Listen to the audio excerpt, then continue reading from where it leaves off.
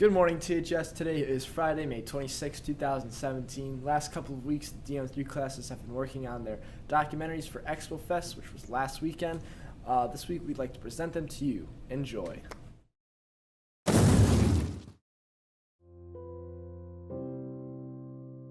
Conservation is using energy only when you have to.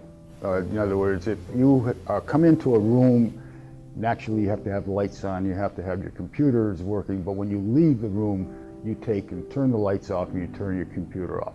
Mr. Sanshaw's presentation has inspired me to start recycling more. I've even got my family involved in it. We've got about 3 bins spread out throughout our house so that we all can recycle effectively. And also we've got solar panels on our roof. Typically, the average school uses 30% of its energy use is unnecessary, either because of lack of conservation or inefficiency. I'm going to unplug my phone charger when I'm not using it. I'm surprised at how much energy is used by just leaving stuff plugged in. The younger generation, we need to take and become more conservation-minded, more energy, because these natural resources, I believe, are going to run out. And if we don't start conserving and just using what we need, our future generations are not going to have that. I'm going to start turning my lights off. I start unplugging my TV from now on. 10% of the power in the United States is phantom power. It's that little bit of power that's coming out of the receptacle into the unit that when you push that button on, it comes on automatically. That is one of the biggest areas where the average person can save. The other is compact fluorescent lights, LEDs. Naturally, they give off much brighter light at a fraction of the cost. They last a lot longer. We don't need to rely on other sources for our energy, for our military. We can be more self-sustaining. Solar and wind power are growing really quite, well, not fast, but it is growing.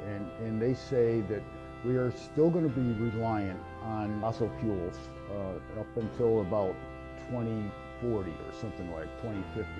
And then at that point there, it's going to start going into renewable energy.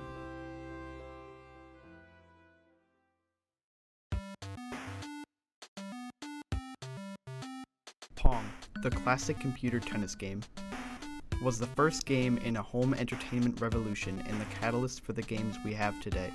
But we are at the crossroads of a new gaming revolution, virtual reality. You are no longer controlling a character using buttons. You are the character. VR games bring you through the screen and into a whole new world. It was really cool. I had no expectation going into it, so I wasn't really sure what the game would be or what the experience would be. I was totally in that room, like completely, and it was really, like there was nothing like to my left or right that I could see from the real world. I was fully immersed.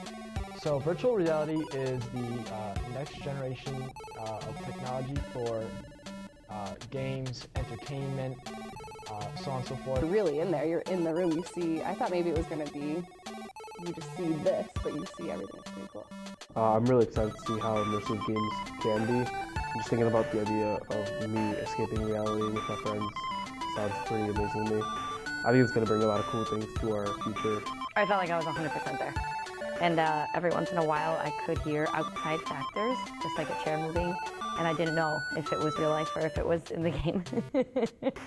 Virtual reality brings a fresh perspective to in-home entertainment and is the next step to immersion by removing your physical orientation of reality and throwing you into a fresh new world.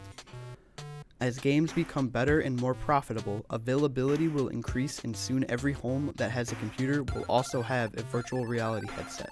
In the future for virtual reality, I see there being many uses, some of which are schools and education. A lot of schools already, colleges especially, have brought virtual reality into the schools and are like open for public use in the library for like, learning or taking time off to relax. I love it. I am huge on technology, even though I'm older. I always seem to be a little bit ahead of the bell curve when it comes to what school systems or people in general think. I really think virtual reality world is going to be something incredible for everybody. Definitely a cool experience, and you completely lose sense of where you are in your own room, completely disoriented. You're not really sure kind of where the floor is under you and stuff, and it wasn't even like where you're skydiving. It was just you were within a house. So the senses that you get from it were really cool. So definitely something I would try again. Very cool. Have a good weekend, THS. See you on Tuesday.